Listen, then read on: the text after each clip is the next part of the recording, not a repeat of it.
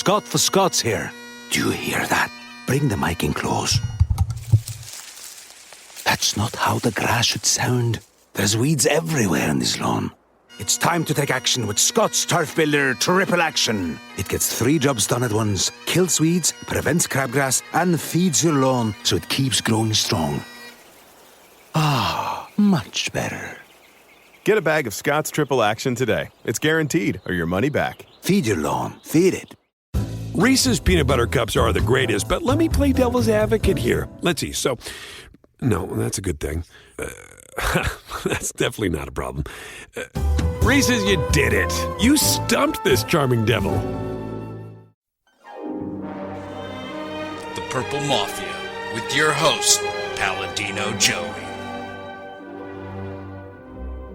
Well, we'll see. The doctors would disagree, but what do they know? So let's just say that you'll pay me because it's in your interest to pay me. Is it worth it? I mean, you've won. Do you want to wipe everybody out? I don't feel I have to wipe everybody out, Tom. It's just my enemy. That's all. My father taught me many things. He taught me, keep your friends close, but your enemies closer. These are wonderful things that we've achieved, and there's no limit to where we can go from here.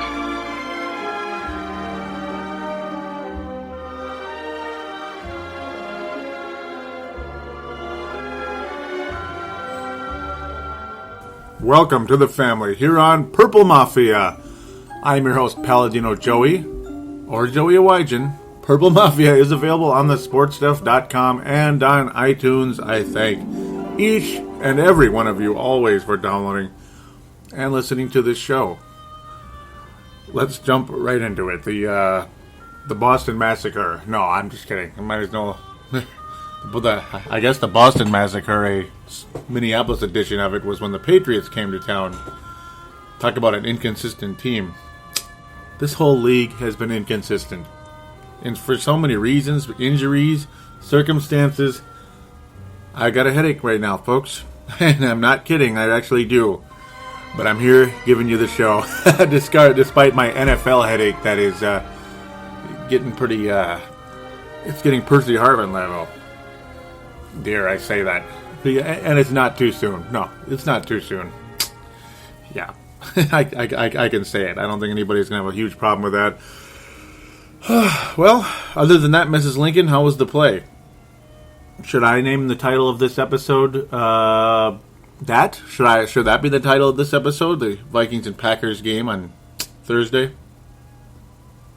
Or should it be called the Dirty Stain? The Dirty Stain. What's the Dirty Stain? Well, what do you think?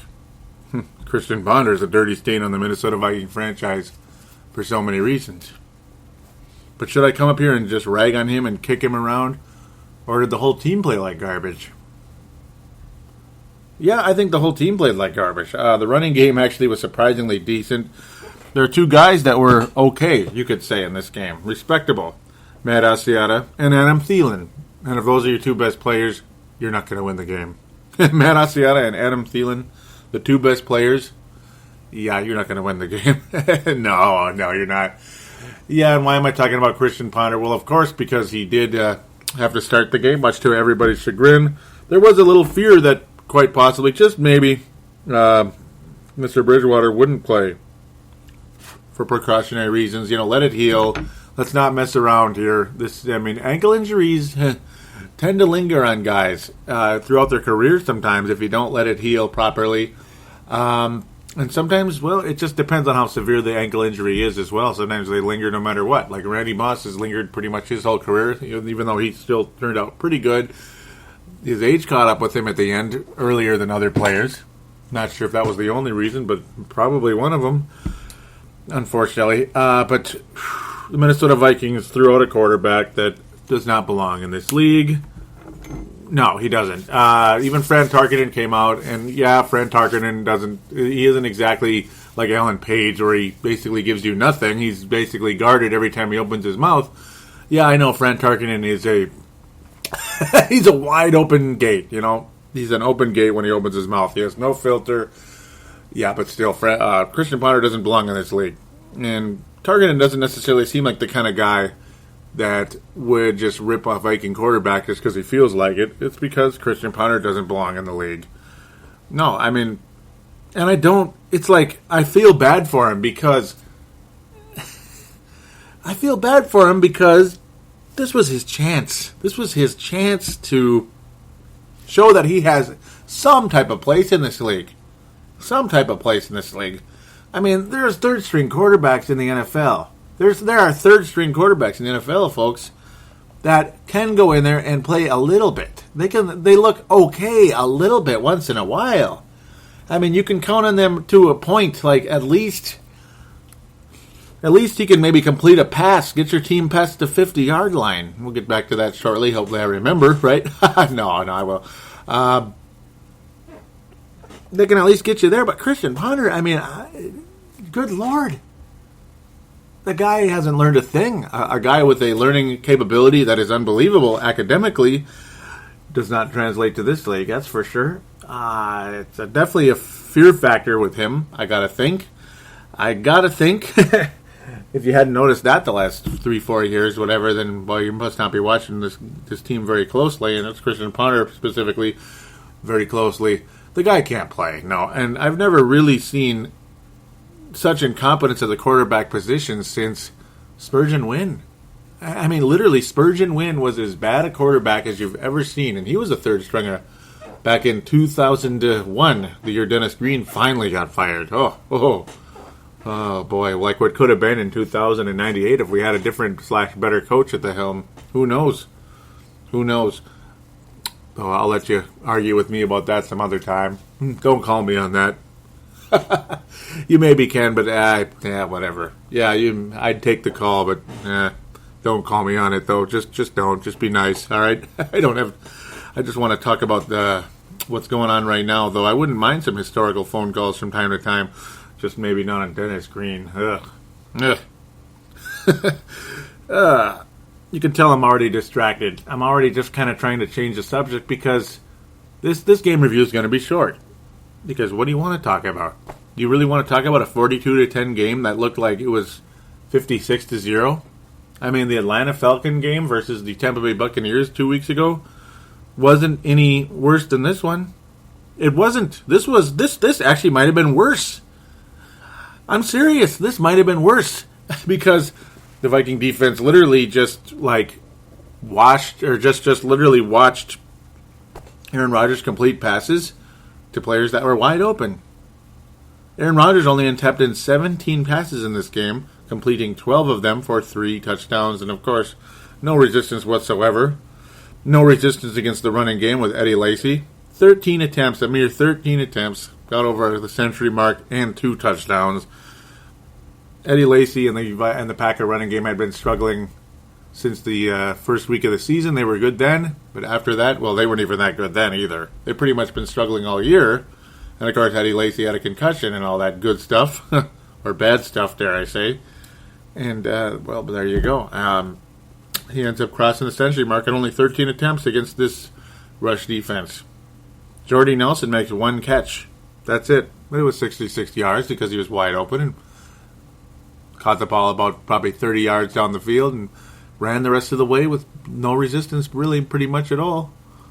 Captain Munnerlin's coverage has sucked big time. Captain Munnerlin, I thought he was better than this, but for the second week in a row, it was basically no man's land behind him. It was adios, amigo. Merry Christmas. Feliz Navidad, whatever. Happy Hanukkah, Happy Yom Kippur, Happy Rosh Hashanah. I can't. I want to say it wrong, so yeah, I don't want to say it wrong, but because that's actually what time of year it is. What the hell? Seriously, what the hell? Do you really want me to sit here and go on and on about this? Yeah, Christian Ponder is terrible. Worst quarterback ever, or at least one of them. But I do feel sorry for him because this was his chance and to at least look like he has some place in this league, but I'm not sure he does. As for being a third string quarterback, he's not even a third string quarterback, folks. No, because like I was saying earlier, third string quarterbacks, might be able to throw a touchdown pass once in a while. I mean, you got Austin in St. Louis. He's nothing great, but hell, he almost led a comeback today. Almost. And let's get to that point I was going to get to, so I don't forget. Yeah, the Packers are up 14-0 and all that good stuff. 14-0 in the first quarter. Easy completions and touchdowns and all that. Same thing in the second quarter, and that's when Christian Ponder started throwing interceptions that were flat gimmies. Pick six, Ponder was back at it. That's when it was 21-0 Green Bay. Then it was another interception on the next pass. The next pass was another interception thrown right to Julius Peppers. Terrific stuff. Which ultimately led to a Green Bay touchdown. Wasn't a pick six in that one or anything. Good Lord. No, Julius Peppers was the pick six, pardon me. But the second one was the other linebacker. Excuse me, Peppers is a defensive end. Yeah, I took it, defensive end and all that good stuff. Took it all the way to Pater. I mean, Julius Peppers, you don't even really think of him... Yeah, you don't even really think of him as a pick six type of player or anything, especially being he's getting older. And everybody's like, oh, Julius Peppers says, oh, Minnesota's going to roll over this Packer team. Yeah, it would have been nice if Bridgewater was in there, but then again, maybe he would have gotten hurt worse. Okay, let's get back to the Ponder points that I was trying to get to. Yeah, you got the pick sixes and all that good stuff, but probably the most damning statistic, the most damning fact of the night was that the Minnesota Vikings offense did not cross the 50-yard line until there was about 3 minutes remaining in the third quarter. Oh, my God! You heard that, folks. Christian Ponder's offense, the Christian Ponder-led offense, regardless if Norv Turner is the offensive coordinator or not, didn't get across the 50-yard line until there was 3 minutes or so left in the third quarter. And yes, of course, the Vikings had not scored yet. No kidding, right? But we managed to score 10 points in the fourth quarter with, really early Christian Ponder. Oh, he rushed it in. Wow, there you go. He rushed it in for a touchdown. Wow, that's basically typical Christian Ponder. Since he can't throw any touchdown passes, oh, he'll run him in, though. Well, there you go. What a hero. That's great. Just great. Oh, the Vikings got another 3-and-out because Green Bay didn't even give a rat's ass. They didn't really feel like they needed to put up 50 points. Let's just get out of here without hyperextending a knee or turning an ankle or God knows what, or suffering a concussion on a meaningless fourth preseason game of a fourth quarter, which is exactly what it was. So Blair Walsh was able to kick a 56-yarder to make it 10.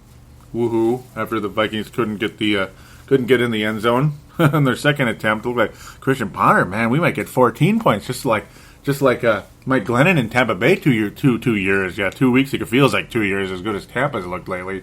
They actually look good now all of a sudden, or at least decent. But yeah, no, Vikings went up with 10 points. Packers just kind of coasted the rest of the way. Let's get out of here without getting hurt. Yeah, they left guys like Clay Matthews out there in the fourth quarter.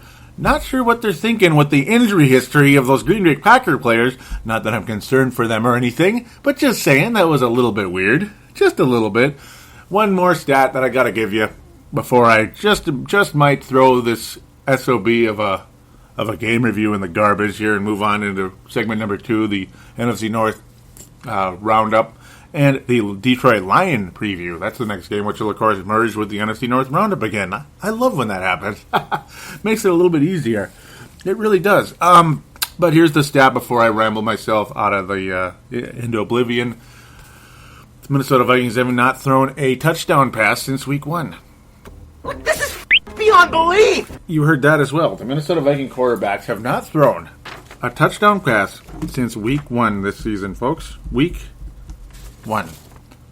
That's right, week 1. Yeah. Yeah, week 1. What week is next week? Week 5. Yeah, week 5. Let's get to a couple of random stats. Jarius Wright did not get to 100 yards. Of course he didn't, but he did manage to get 3 catches, 27 yards. Really like Jarius Wright. I think he is a possession receiver, the future slot receiver, possession receiver. Not getting some of the decision-making, though, throwing deep to him. I'm not understanding it. He's not tall enough, just like I used to say about Percy Harvin. Wright's a little better at those, but I've never understood deep passes to short receivers. I mean, unless the guy's wide, bleeping open. But when you're throwing it with even a little bit of coverage, I don't know, man. He's not going to outreach anybody. So, I mean, usually you throw that to the tall stud type of guys. Chase Forrest making a name for himself a bit. 3 catches, 31 yards, and he better, doggone it, because Rudolph's out for the time being. Marquise Gray with his first catch of the year, 16 yards. It's like his 3rd catch of his career probably in this league. Joe Banyard managed to get in the game. Got it like that. Didn't get a single rush, but did make a catch. Did, in fact, he made 2 of them. One of them for 10 yards and one of them for, 1 yard. But that's about what you see out of Christian Ponder. He'll scramble around, east-west. He'll just scramble around, back and forth. Oh, he'll get rid of the ball at the last second, and it's a 1-yard gain. Well, there you go. That's Christian Ponder in a nutshell. Pretty much.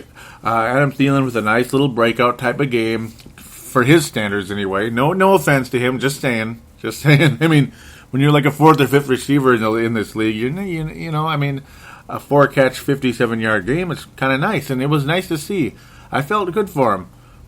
But, point made earlier, if Adam Thielen and Matt Asiata are your 2 best players, you're probably not going to win the game. I mean, it's probably not even going to be close. And as we saw, it wasn't, was it? It wasn't. Is there anything else I can really get to on this one? Other than the defense looks really bad.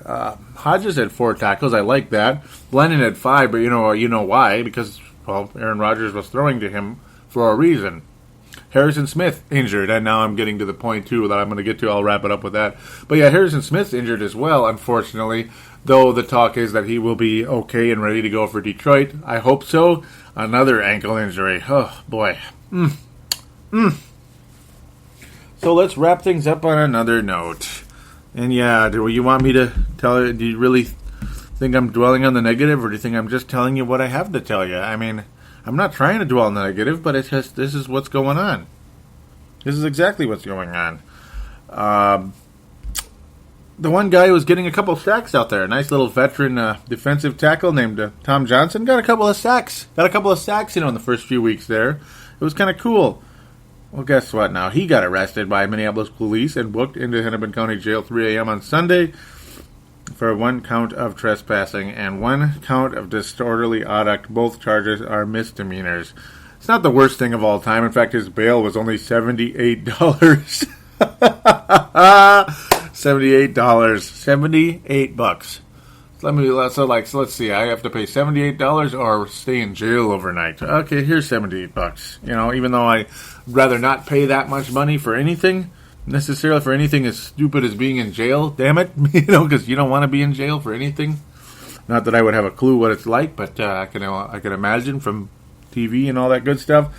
It sucks. The Viking statement was, "We are aware of the matter involving Tom Johnson. We are continuing to gather information and will have further comment at the appropriate time." That's about what you expect. Yeah, and how about this stat? One more wonderful little stat for you. Just love it. Just love it. According to USA Today, which maintains a database of NFL player arrests, the Vikings, that's right, the Minnesota Vikings have had more arrests than any other team since 2000. So we're now ahead of what the Cincinnati Bengals and Dallas Cowboys were once upon a time. Isn't that great? Johnson's arrest is the 47th for a Vikings player since that year. Oh, boy. Other than that, Mrs. Lincoln, how was the play? You guys ready for some better news? Are you guys ready for some better news? Teddy Bridgewater's most likely going to start a quarterback against the Detroit Lions. Let's get to segment number 2. But first, a word from Tallgrass. Hey, crisp, cool days and fall colors are upon us. Nothing tastes better this time of year than Zombie Monkey by Tallgrass Beer from Manhattan, Kansas. Zombie Monkey is a robust porter with a lot of amazing flavors that you will love. Don't forget to try 8-Bit Pale Ale, which is the official beer of this podcast. When you see Pac-Man licking his chops, you found an amazing can and an even better beer. Check out the many other wonderful beers Tallgrass offers on their website at www.tallgrassbeer.com. Use their beer locator to see what's available in your area. You can follow Tallgrass on Twitter at TallgrassMN, and like them on Facebook. Just simply search for Tallgrass, Minnesota. Tallgrass Beer, bringing people together over a beer since 2007.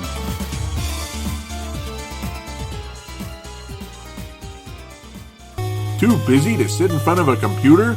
Simply download Purple Mafia on iTunes for Apple devices.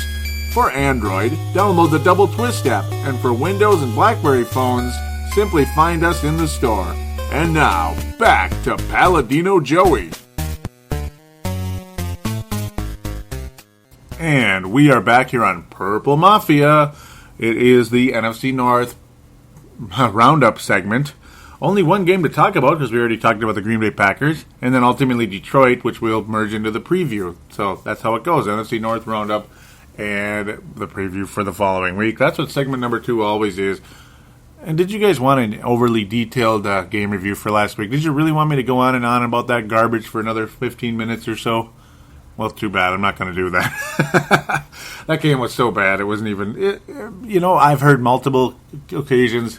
I've heard multiple cases. In fact, you're going to hear from Brent Jacobson that he shut the game off. You're probably hear the same thing from Mr. Dave Hickey out of Iowa as well. The guys, they just couldn't stand it. I heard from a guy at work who is a pretty good Viking fan, I'm sure, saying he turned it off within 5 minutes. I mean, you see Christian Ponder out there, and he does what he does. I mean, he does what he does in this short amount of time. You just turn it off. But I didn't get that luxury, even though I do enjoy watching the Vikings. That was not one of the occasions where I did enjoy it. On to the Carolina Panthers and Chicago Bears. That's the one game that's not related to last week or this coming week. How about them Bears and how about them Carolina Panthers? A couple of teams that, are right at the center of inconsistency in this league. I'm telling you, like I was talking about last week when Neil Nate Dogg Thiesing was sitting on the couch about 10 feet behind me here in the quote-unquote studio, we'll call it, of course. I mean, you get the idea. It is what it is. It's the studio that I have, we'll call it. That was kind of fun, actually. I should do that again. But Carolina Panthers and Bears, inconsistent all over the place. One of those kind of games, too. The Bears started good, finished poorly. Surprise, surprise. Sounds like the Chicago Bears seasons the last couple of years. They started good and finished poorly. Carolina Panthers are kind of team that started poorly and finished good, I guess. That's kind of what they were last year. We'll see how they do this year. Very disappointing loss last week or so from them. Not understanding it, actually. The way they kicked Pittsburgh's ass, and then you see Pittsburgh doing what they do. They got their ass kicked by Pittsburgh, pardon me. It just gets interesting with the Carolina Panthers. They kicked the Lions' ass, pardon me. Now they beat the Bears in a nice little comeback, 31-24. Cutler and co. start good. Throw some interceptions along the way. But ultimately, the Bears literally fumbled this one away. Amazingly, Matt Forte with not only 12 attempts for 61 yards, which is an okay game. 17 attempts. That's a mediocre game on the ground against a good Carolina defense. With obviously Coach Rivera there, former Chicago Bears defensive coordinator. Matt Forte with 12 catches. How about that? Very crazy. But Greg Olsen coming back to haunt the Chicago Bears in a big way with 2 touchdowns, 72 yards, and, of course, the game-winning touchdown after Matt Forte fumbled the ball away. A guy that doesn't fumble very often, and that was just lame sauce. I mean, it was like right away, the Bears' chance. Here they go. It's a tie game. Carolina just tied it up on a pass. Obviously, not obviously, but a field goal that actually tied it up after the Bears scored earlier. A seesaw battle in the second half, to be honest with you, that Carolina ultimately won. But after the Carolina Panthers tied it up on a field goal, it was the Bears' chance. Here they come. Let's get her going. And then right away, Mr. Forte fumbles it away. Like on the second play on that series, the attempt for them, they had 4.5 minutes to do something with the ball, about 5 minutes actually, to do something, maybe score a touchdown, run the clock. I was thinking, run the ball, sure. Run the ball, burn the clock, hopefully score a touchdown, and leave the Carolina Panthers with about 15 seconds or something. There you go, rock and roll. That's what you hope for if you're a Chicago Bear in that situation or whatever. right away. Matt Forte fumbles the ball on the Chicago 20. Ouch. Carolina takes over, scores pretty much right away. Greg Olson, from Cam Newton, got it like that. They even burned some time too, which was wise with a couple of runs. Did Carolina, and they go on and beat the Bears, and the inconsistency continues to reign supreme in Chicago, in Chi-Town, the land of Lake Michigan, whatever you want to call it. Ouch. This team is very inconsistent. They got crushed by the Packers last week. They beat the Jets really impressively. They beat the 49ers in an awesome comeback on the road. 49ers are getting better too, by the way, and I'm loving that. Love that. But this Chicago team, boy, here we go again. They're not going to win the division the way they're going. I mean, I was actually picking them to win the division. It's now 2 weeks ago, whatever it was. I guess it was 2 weeks ago already. Picking them to win the division. They're the front runners. Well, Green Bay's done a little bit of ass kicking to Minnesota and, of course, Chicago. And Chicago's been losing. Yeah. All that good stuff. Choking away a game in Carolina. And, of course, getting hammered by the Packers. Not looking in their house, by the way, in Chicago. Not looking good for them. No, it isn't. So, let's check out on the Detroit Lions, who lost today. Wow. I thought they were going to win, but they lost. The fourth quarter, 11 points, all scored by the Buffalo Bills in this one. Huge loss for the Detroit Lions, which, yikes. I believe the Bears still hold the tiebreaker over Green Bay, so that's good news for them anyway. That's a big loss for the Detroit Lions, though, in Detroit. Ouch. That's got to suck for them. Man, that's a bad loss. And Buffalo's a decent team all of a sudden. Semi out of nowhere, we'll say. They have some decent players, though Kyle Orton nearly threw that one away. I thought he did, giving up a pick 6 early on in that game to Detroit. Looked like it was going to be one of those rough games. And Kyle Orton, it's just wow. Kyle Orton, the Bears quarterback for quite a while there, was always kind of an okay backup quarterback. I certainly liked him more than Grossman. If I was a Bears fan, want them to win, whatever, I certainly would want him in there. But that's how it goes. Basically leading the Buffalo Bills to what he used to do with the Bears. Not the sexiest game ever, but good enough. Despite that pick 6 that almost got them killed, the Bills got the job done along the way. 17-14 win. I just can't believe it. Yeah, 17-14 win in Ford Field. Really? Yeah, that's really got to suck for the Detroit Lions. That's a bad loss. And now they got to come to Minnesota. What really all is there to say about this game? Buffalo's defense got the job done, I guess, down the stretch. I guess so. They did what they had to. Of course, there was several sacks in the game. That's a lot. There was at least 6 sacks in the game by Detroit. Darius with 3, Hughes with 2, and Mario. That's how I was looking for him. Mario Williams, who has been on the Bills the past few years with a sack as well, and number 1 overall pick years ago by the Houston Texans, ultimately winding up in Buffalo now.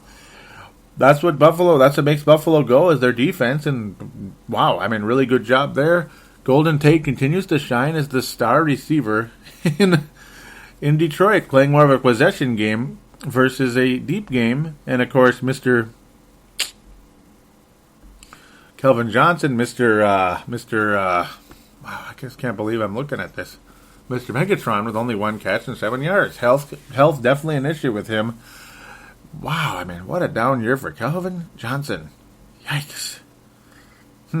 His number's still good, though, which is funny considering his early start to the season. But the last couple of weeks, my goodness, it's been pretty rough for him. It's the same guy, right? Kelvin Johnson? Yeah, like the last 2 weeks, he's had 2 catches. Jeez. Crazy. Pettigrew right there. 2 catches, 12 yards. That's about what Kelvin Johnson's had the past couple of weeks. Golden Tate, number 1 receiver with a bullet. 7 catches, 134 yards, including a 55-yarder. Obviously, catch and go type of deal. Without a doubt. That got things going nicely for Detroit. Before Kyle Orton's pick 6 on the next drive that led to 14-0 Detroit lead, you thought, wow, the Lions are just going to roll right over this Buffalo team that's, was a little bit on the upstart. To be honest, they looked pretty solid early on. Boy, look at them now. Ouch, huh? Ouch. Look at the Detroit Lions now. Another inconsistent team. Another team you never know what you're going to get. Copyright Forrest Gump.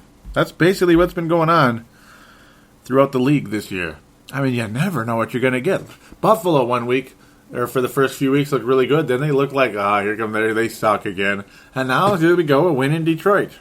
I mean, okay, their quote-unquote starting quarterback, E.J. Manuel, not available for this one. And they win the game with Kyle Orton. I mean, okay. It's just getting weirder and weirder and weirder and weirder and weirder and weirder and weirder. And it's not going to stop getting weirder, is it? Don't really know what to make of this season. It's getting really freaking crazy. So, what do we expect from the Minnesota Vikings against Detroit in TCF Bank Stadium this upcoming Sunday? What to expect? I don't know. I do expect a much better played football game. Ridiculously better played football game. It'll be nice to come back home. It'll be nice to have Teddy Bridgewater at quarterback. And the fact that Detroit almost never wins in Minnesota. Like I always say, when the Vikings beat Tom Brady, I'll be a believer. When the Vikings beat Aaron Rodgers in Lambeau Field, I'll be a believer. Detroit has beaten Minnesota in the Metrodome a couple times, but very few times. Like two, and now obviously they've never played us in TCF, and they'll only have 2 shots at it. I personally think the Detroit Lions never win a game in TCF. I don't think they will, unless the Detroit Lions are just like amazing next year. But this year they're decent, but I don't know. I don't know what to make of this Lions team. The Vikings defense is what scares me, though. And I got to think Mr. Coach Zimmer is going to have... I got to hope and pray he's going to have these players... these players' asses in the right position this time around. I mean, I got to think so. And if the Vikings have the same defensive lapses again, it's either time to start cutting people or to start saying, "Okay, look here, head coach, what's going on? This is what you're all about. What's going on here?" It's time to either start cutting players or start questioning the coaches a little teensy tiny bit. Not ready to push him out of town or anything. Not even close. But at the same time, it'll be like, what's the deal here? I mean, it can't be this bad. And no, I don't think it's Mike Zimmer's fault. No. I'm just saying. It'll be like, what is going on here? Are these players that bad?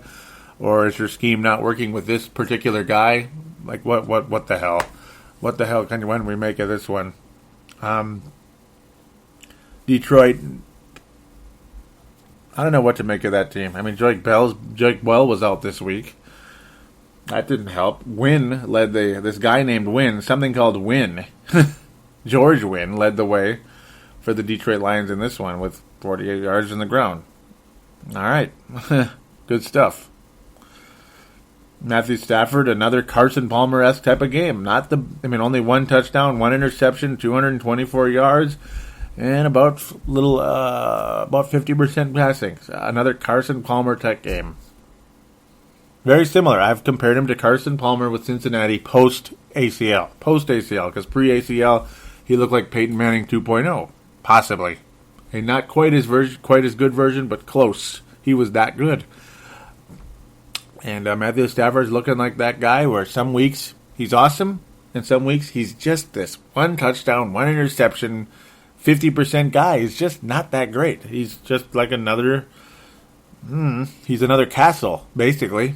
He's Matt Castle one week, and he's good Carson Palmer the next week. It's just like, all right then.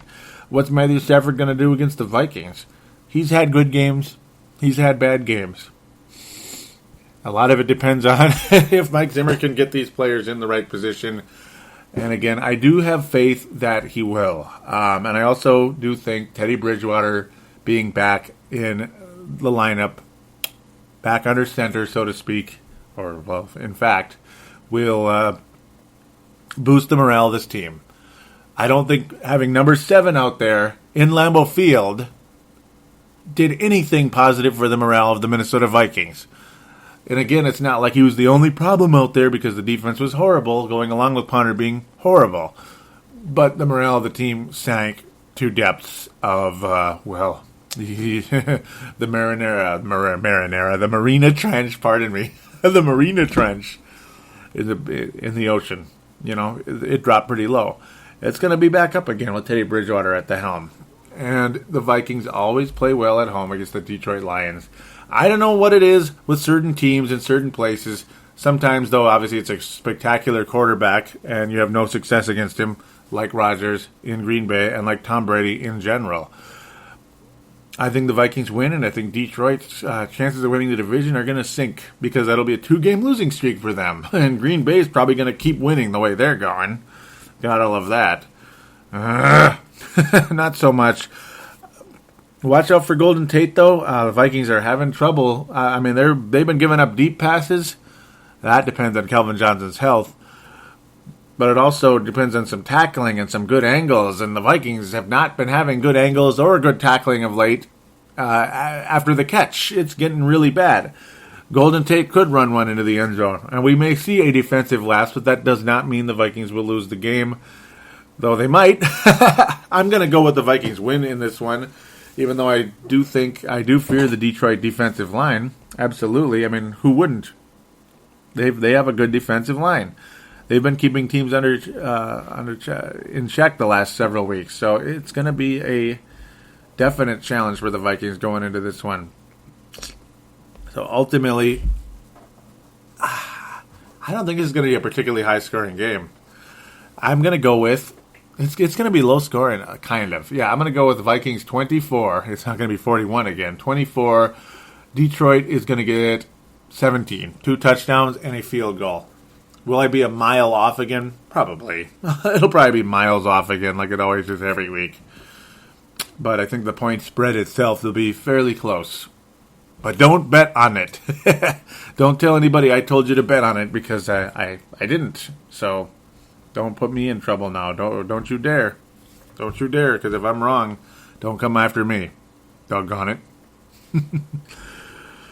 I do fear Detroit's pass rush, though, yes. Especially with the situation regarding Teddy Bridgewater and obviously his ankle.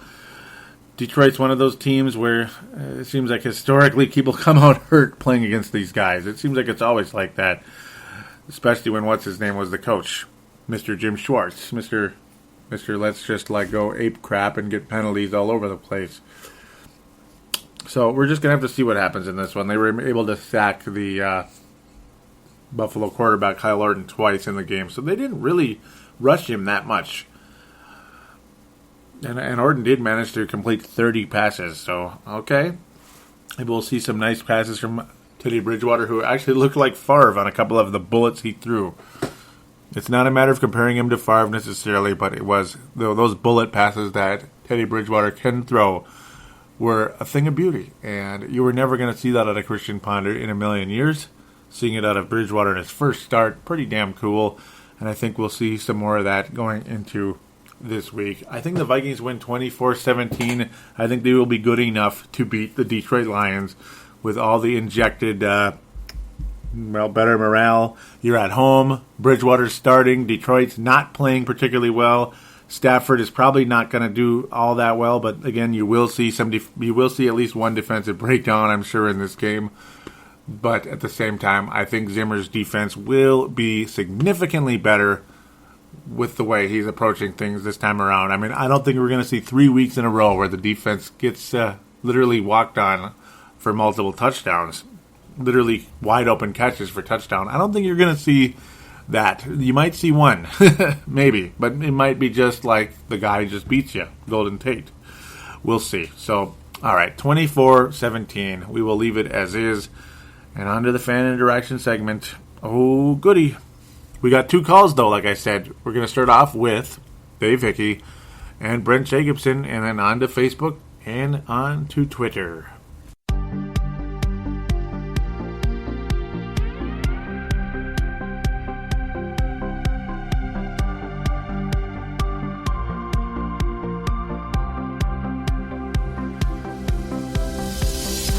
shop on Amazon. Did you know that you can support this podcast just by doing your normal shopping on Amazon? It's really easy to do. Just go to thesportstuff.com and click on one of the many Amazon pictures. Do your normal shopping, and Amazon sees that we referred you, and they give us a percentage. We'd like to thank you in advance for supporting thesportstuff.com, and please use our Amazon link. Now enjoy the rest of the show. We are going round like Saturn's rings. Contact us and support Purple Mafia by liking us on Facebook and following us on Twitter. Don't forget to call into our phone lines at 209-736-7877. That's 209-736-7877. Hickey. Hi, Dave Hickey. This goes out to Joey and the Purple Mafia faithful. The team is playing with a lot of emotion and heart after losing our best player on offense, AP, and our field general on defense, Greenway. The troops rallied around everybody that could play. Credit the coaching staff for calling a great game plan and getting everybody involved and making some gutsy calls late in the game. Zimmer was playing to win, not just playing to stay in the game like Frazier would. If we get the defense to play like they did against the Rams and the offense to play like they did against Atlanta, then we have a team that can win against anybody. With this coaching staff and a couple more playmakers, we will win a championship soon. Good luck in Green Bay and Skol Vikings. Thanks. And like I did last time, I'm going to jump in before we get to the second call so I can comment more solely on Dave's call here. Very cool. Very nice call. It was made after the Atlanta game and before the Green Bay game. I was saying I wasn't taking calls in that show, but I didn't say it soon enough, and I didn't say it on the... I should have just said it on the episode. I should have thought about it ahead of time, and I apologize. But what's cool about this call right here made by Dave, it's not necessarily an Atlanta call. It's more of a Minnesota Vikings in general call. So a perfect call for that situation anyway. Very cool. He's very optimistic about the future of the Vikings. And yeah, I am too, despite the fact that Green Bay game, I mean, yeah, ultimately we can complain and whine about it, but the good news is we can throw that one away and move on. Like I said earlier, and I do think that Teddy Bridgewater playing in that game probably would have been a mistake anyway. In fact, I might not have even said that. I'm just so distracted by all the negative stuff, but Bridgewater playing in that game probably would have been a mistake anyway because of his ankle situation and all that. Yeah, I mean, the Vikings probably weren't going to win that game anyway, and what if he got hurt worse, all that good stuff. So on to what Dave had to say, mostly... Yeah, I mean, Mike Zimmer's defense is pretty good. Unfortunately, the Green Bay game kind of distracted us from that, at least for one night. Distracted us from the optimism of of what it had been earlier against St. Louis, and it looked respectable against the Saints. Only 20 points scored by the Saints. Atlanta, the defense, with after a couple of horrible mishaps, looked good as well. Frustrated Matt Ryan, which I think it's going to be a similar type of game against Detroit, just not as high scoring, we'll say, because Detroit's not as good as Detroit, and Matthew Stafford are not as good as Matt Ryan. It's just, yeah, they're just not. Kelvin Johnson's not healthy either, and all that good stuff. It's not good, even though Tate, I think, is dangerous. It's going to be more of a Saints game, except I think the Vikings will be successful. They'll score more this time around. Yeah, that's what I do believe in that case. Very, very positive about that, though. Yes, the offense looked amazing against Atlanta. Atlanta's defense is pretty bad, though. That's one thing to think about. But Bridgewater, I think, can complete passes under heavy duress and under pressure. And I also think he can, just like the Gump, good under major pressure or massive pressure, whatever it is. Gump, that's the Teddy Bridgewater thing, which is pretty cool. But, I think he's capable of completing those passes regardless of how good a defense is. Yet, in the grand scheme of things, he's not going to be necessarily as elite all the time against the best defense, just like anybody would struggle against them as he would be against a bad defense. So, it was a nice confidence boost for the franchise, for Teddy Bridgewater. And, Norv Turner's offense, all that good stuff with this team. Obviously, it's won Super Bowls elsewhere, but New team, new situation. Nice confidence boost, though, against Atlanta. No idea what it would have been like against Green Bay, other than I still don't think we would have won anyway, because I think Green Bay still would have wound up with, at least 28 points or so. So, not sure what would have happened with Bridgewater and how hurt he really was going into that one. But they're a nice, optimistic call. So before I run it too long, let's hear from Brent Jacobson. Yeah, this calls for Joey and Purple Mafia. Brent Jacobson, take 2. Insert throw-up sound here. That was my E. Take it halftime, and I didn't even bother watching beyond halftime. That game was disgusting. Man, I tell you, that Ponder freaking sucks. No wonder we couldn't trade him for even a bag of footballs. Basically, thank God that game's over. On to Detroit now. Teddy should be ready for next Sunday against Detroit. Focus on getting the lines straight, and let's live and learn from this arse whooping we got from Green Bay, and move on from there. Thanks, Joey. Catch you later. Bye. And I thank you for that call, Brent Jacobson. Thank you very much indeed for that. And that definitely summed up a lot of my thoughts for the game and a lot of people's thoughts. Definitely speaking the mind of the fans there. Definitely. It's like not too much to add to that, really, because of that. It's just perfect. I mean, sums it up great. Definitely, both of these calls were fantastic. Yeah, Ponder does freaking suck, and yeah, I mean, ultimately, yes, we can throw that one in the bag, and on to Detroit, and Bridgewater will be back. Yeah, very, very good call. Definitely keep calling, Brent. Definitely call again, Dave, as well. And yes, both of you, great job keeping the calls at about a minute or less. Very cool. That is exactly what I want on this show. You know, just kind of getting to the point, getting some nice stuff out there, keeping it to about a minute. Those 2 calls, perfect Purple Mafia calls right there. So definite good job, both of you. You guys are both star candidates, by the way. I'll just say that for now. Doesn't guarantee a star, but you will be star candidates without a doubt for this show. So on to the Facebook page. And you heard how to get, well, obviously you search for it in Facebook, like in the contact details mentions. I always like to start off with what people say when I post about the newest show is out and all that good stuff, because usually you get a little comment of how they felt about it. Tanae Brown, out of New Zealand, says, off to the library to do some study and listen to the podcast. Looking forward to hearing your thoughts on the game today, Joey. Thank you very much, Tanae. Thank you so much for your listenership as well. Really cool. Really appreciate him. He's a Gold Star winner, several time Gold Star winner for Timberwolves Explosion. In fact, I think he owns the all-time record for that. I wish I had kept record of it, which actually I probably should have. Shame on me for that. Mark Carlson, a guy who's definitely up there in the all-time Gold Star range. In fact, he may actually be the king. I'm not sure exactly. Dave Hickey's up there. A lot of guys are up there. Mark saying, thank you for the gold. Wahoo! Wait till I tell all my purple friends. Like Carly. Honestly, as much as I look forward to the game each week, and if you knew me, you would know I am so serious about Viking football. I also get excited to listen to the Purple Mafia show and hear what Joey and everyone else has to say about the team and their play. And thank you very much, Mark. Thank you very, very much for what you had to say there. Really appreciate it.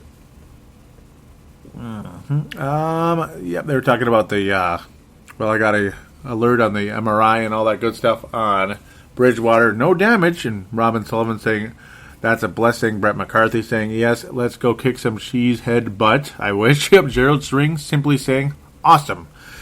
Yeah, I had a good feeling about it, and then it's like, damn. And then they put out the injury report and all that good stuff. I was kind enough to post it. I'm glad I did. Only one comment, but apparently a lot of people saw it. And the comment is Mark Carlson saying, ready for the game, let's roll. Oh, I was too, and man, I wish. God, I wish. Bridgewater did return to practice, but not until Thursday. Wednesday. Very limited, though, unfortunately. So that's usually a situation. Ponder to start tonight was a simple post. That's all I had to put there, and it got a lot of comments. I'm probably not going to read all of them. In fact, a lot of it turned into in-game comments. And in fact, it got a like little back and forth between Brent and Sebastian. Sebastian saying, Ponder can kiss my ass. He's a great guy, but not a quarterback. Yep. Mark Carlson saying, I hope the game will be as close as Palladino Joey estimated. Yeah, I wish it was.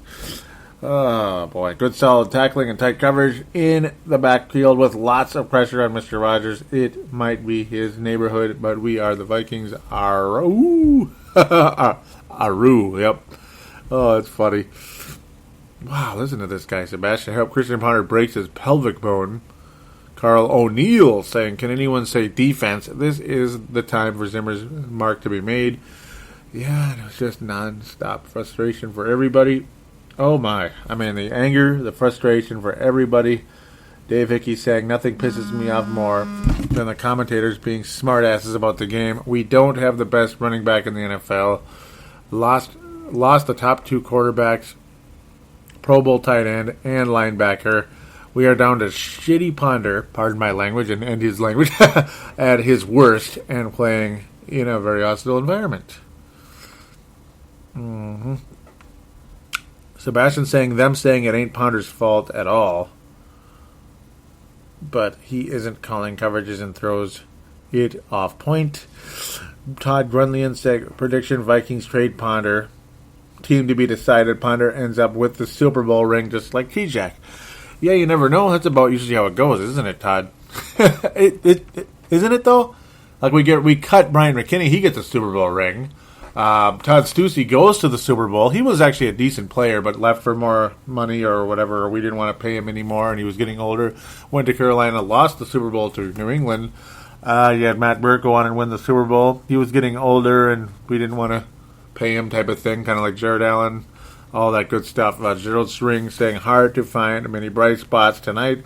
What a buzzkill after last week. With that being said, we got 10 days off, a little better schedule, and Bridgewater coming back. It'll be a different game next time at TCF. Yeah, yep, absolutely. Dave Hickey with another comment saying, the only good thing to come out of this game would be to knock Rodgers out for this season. Have the Packers ever been flagged? Yeah, it's like it does seem that way, doesn't it? Lots of back and forth. Brett McCarthy saying, same old Ponder. Mark Carlson saying, I'm going to be sick. Just kind of rumbling back and forth here. Brent and Sebastian going at it a little bit. Brett McCarthy at first saying no. He was kind of depressed about Ponder going in. Tanae Brown saying, it's televised here as well, that being New Zealand. I was so excited to see Teddy. Yeah, that's the whole point right here. I was so excited to see Teddy in HD rather than an average stream. Maybe Ponder will be out to prove he can still play and have a good game, though. I'm hopeful, and I was hoping so too. But yeah, you know, we were all looking forward to that game, a Thursday night game, national television, a golden opportunity to see what the Vikings are made of. You know, Teddy Bridgewater's out there.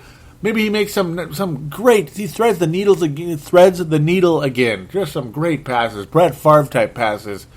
None of it because he wasn't available, and much to his chagrin, he did not look happy on the sidelines. By the way, just so you know.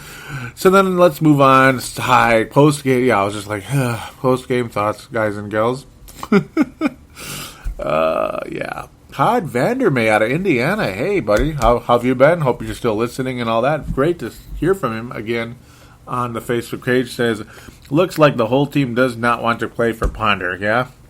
Last week they played with a heart, played like they knew they could win. Ponder takes any possibility of winning out of this team. Yep. Yeah, that's a very, very, very good comment by Todd Vandermeer. Oh, yeah. Oh, I mean, it's like, are you kidding me? Yeah, I mean, with Ponder out there, you know the morale dropped below the Marina Trench. It did. Gerald String saying, I just felt sorry for Ponder. I think Todd V above kind of sums it up pretty well. Just no team chemistry or hard going for tonight. Half-ass tries to make catches, etc. Yep, I mean, it was a lot of half-ass going on. Carl O'Neill saying, it's Thursday night. Vikings are always late to the party. It was an all-around abject failure for this team. How could you let Lacey run for 10 yards at a crack, biting on play action on second drive after one run? This team needs more help than just a quarterback. Yeah, yep. Really sums it up very well there, Carl. Yep. Very, very good comment there. Yeah, that's a star candidate. And again, like I say, not everybody will get a star, but sometimes they do. Maybe there'll be ties at bronze or silver, stuff like that. But, yeah, that's a star candidate comment right there. Brent Jacobson posting a picture there. Jerry, honk if I suck at fantasy football. Yep, that sounds good. Jerry Hicks saying brutal. That's the only thought I have at this point. Just brutal. And Jerry Hicks is in St. Louis, formerly of Minnesota, but St. Louis as of years ago. Yep, Viking fan in St. Louis. Very cool. Nice to hear from him, by the way. He made the song that you heard in the past. I'll probably play it on here again. It's just now that I've got some ads, so it's harder to kind of fit it in there. But yeah, that Go Vikings, the way he did it, it was pretty cool. Celestar Thomas saying Ponder is who we thought he was. Yep, copyright Dennis Green, and let him stay on the team. Yeah, Musgrave is somewhere laughing. Vince Germano, yes sir. Of the Showtime and T-Wolves show, and of course of the Courtside podcast. Showtime and T-Wolves show I do with him, and Courtside podcast, one of the best basketball shows you'll hear out there. Him and Hank McCoy. My goodness. Do check that out.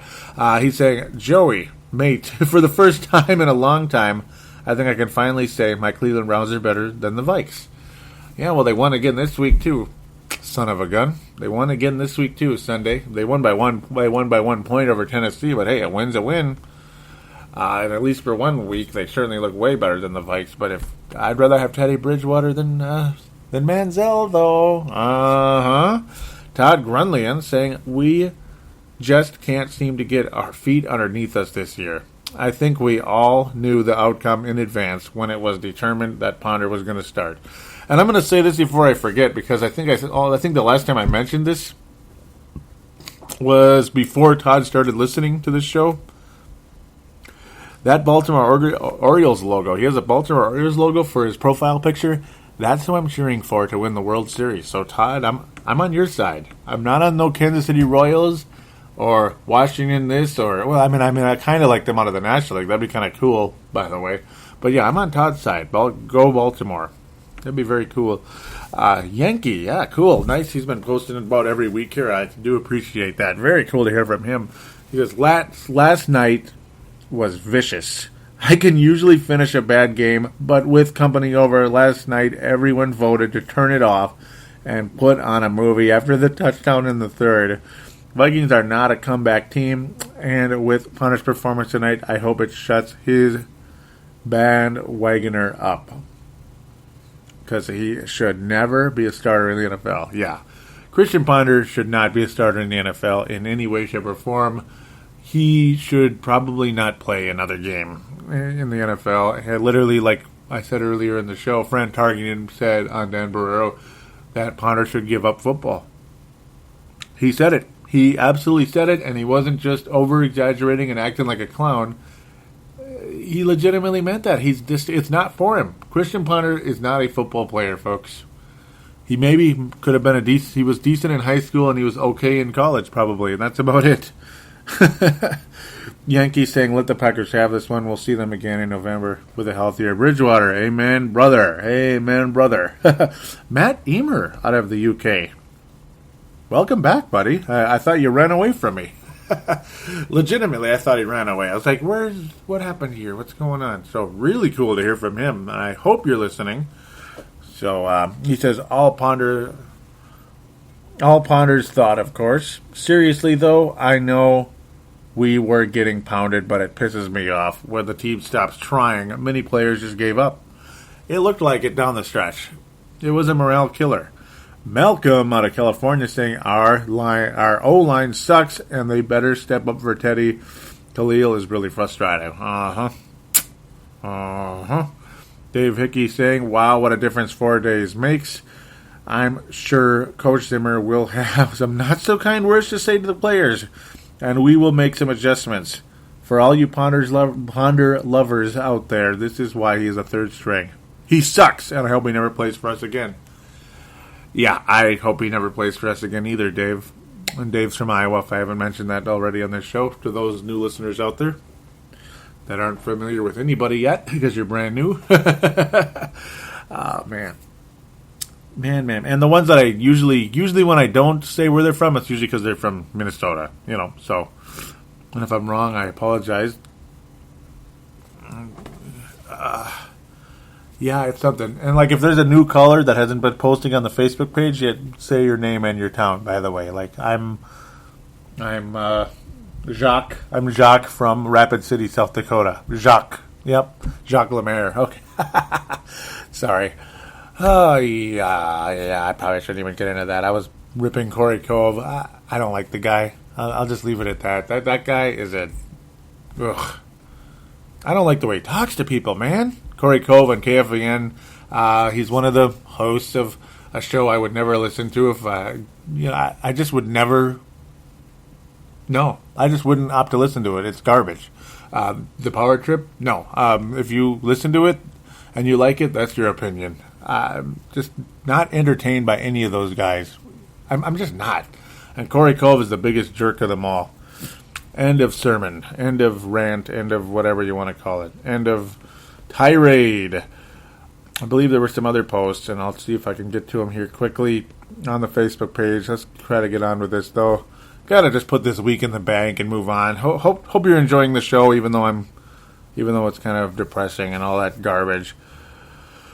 Where were we? Not sure if this guy's just like it looks kind of like a it looks like a what do they call that, like a what is it, why am I blanking? Spam. There we go. I'm like blanking here. Mark Carlson saying Ponder to start tonight. Oh no, I can't believe this. Brent adding a post saying, well, at least the defense showed up tonight. I'm hoping / praying the offense will wake the frick up and soon. And he also said, we want Harnish, we want Harnish, we want Harnish, we want Harnish. And he's back to the practice squad, I guess. So that means Bridgewater is going to be activated again. That's encouraging. I think there were a couple of replies to Mark Carlson out of Iowa saying, that was just me saying total buzzkill. And I love the way Mark says, and Deion's ears are flapping again. Yeah, Mark Carlson, not a fan of Deion Sanders, and I certainly wasn't either as a player, even though he was a really good cornerback. He was just a little teensy-weensy, little bit cocky, just a little bit. Yeah, just a little bit, just kind of cocky, just a little bit. And I don't like cocky players, just same reason I don't like Richard Sherman. I can't believe I said his name. I haven't been saying his name. I just call him old Mr. Big Mouth in Seattle. But yeah, I said his name. Can't believe it. Dave Martin, on the Twitter, there's a lot of back and forth between me and him during the game. Yeah, he was saying, was I watching the same game? Sure, Ponder was not good, but that O-line was a joke. Teddy would have had no chance last night. That O-line could not have stopped a one-legged blind man. I saw at least 6 sacks and blocking. What blocking? Blocking what blocking? Could not get the run game going against the worst team in the league. Yeah, they couldn't get the run going against the worst run defense in the league. Total crap as to the inner D-line. Oh, my God. You and me could have run past those two. Yeah. I'm mad as hell. Looked half the team did not turn up to play. I'm going back to bed. It's Black Friday. If we had played well, might not seem so bad. Problem is, the time scale is too short. Should add a week to the season. Mm-hmm. Yeah, he is not a supporter of Thursday Night Football, that's for sure. It looks like. That being Dave Martin out of Scotland. Lots of back and forth. And now I'm in serious needs of serious amounts of coffee. Long night considering season is only 2/3 is not bad. It's only so far 2/3 to go. Still not bad. I think we can survive. Yep. Yeah, that's another thing too. Right here, CP84, of Cordell Patterson. How does he... Man, some of these, it's like they're kind of continuing from something else. I don't know what's going on. He says...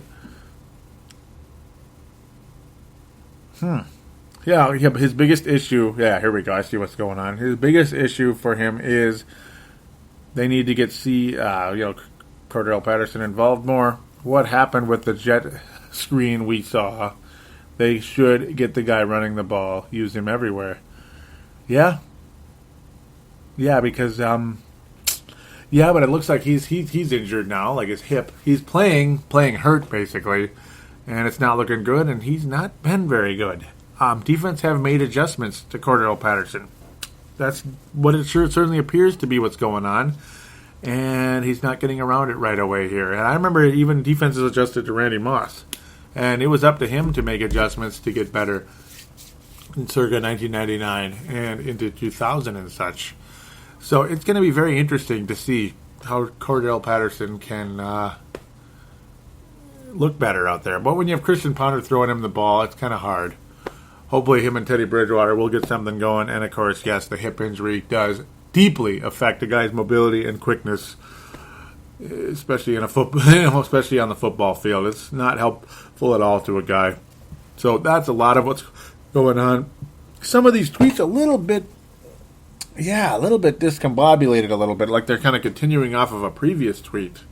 So that's the crappy part about Twitter. You only can have like 140 characters.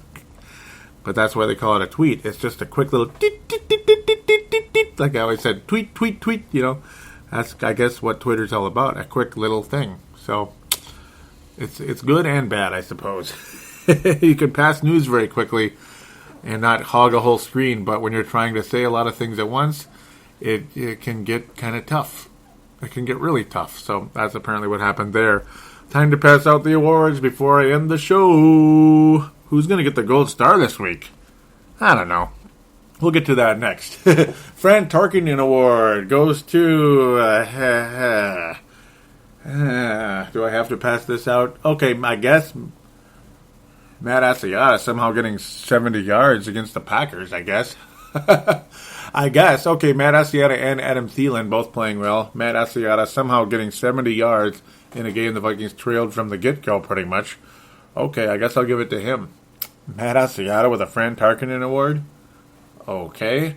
Tavares Jackson Memorial? It could go to a lot of people. Should I give it to Ponder? Yeah.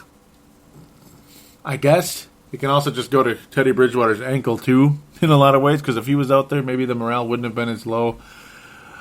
But overall, the Vikings defense was so bad, I think that we would have lost anyway, even if Bridgewater was out there. I mean, the Vikings defense was horrendous.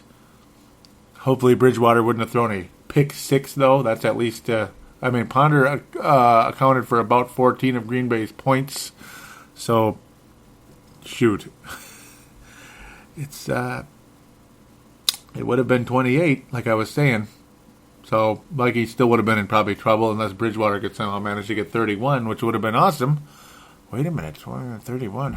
Maybe the Vikings would have gotten 31. They probably wouldn't have. They didn't. Just nobody was playing well for the most part. It would have been better, though, I'm sure, than Ponder, who was just completely ineffective. So I'll give it to Christian Ponder. Tavares Jackson Memorial, we're going to be turning it to the Christian Ponder Memorial very soon. Because Christian Ponder is worse than Tavares Jackson. Spurgeon Wynn didn't get enough playing time to be worthy of such a memorial. Christian Ponder is going to be the new name of the award. Just not yet. Not until he's a former Viking. So he's going to win his own award, basically, for this one, and very well deserved. Though again, the Viking secondary, Captain Munnerlyn, second straight week, looked pretty bad. Pretty doggone bad. But so did other people. So let's get to the stars. Who am I going to pass the stars out to this week? Gold star is going to go to... I'm going to give the gold star to Carl O'Neill. Again, Carl O'Neill's going to get his second gold star already. Hopefully you're still listening. Yes, sir. The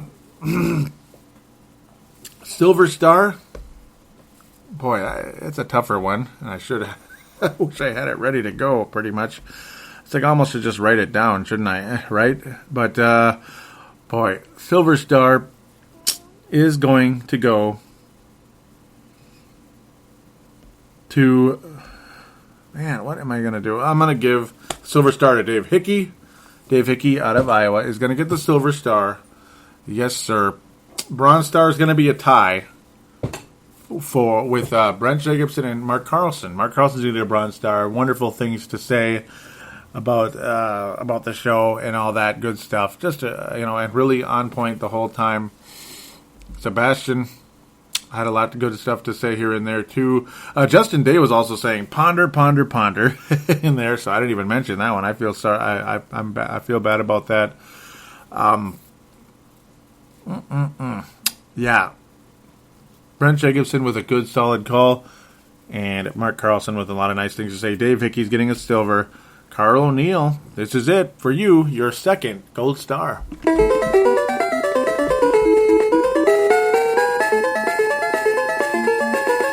Yeah, a well-deserved gold star. I mean, right on point.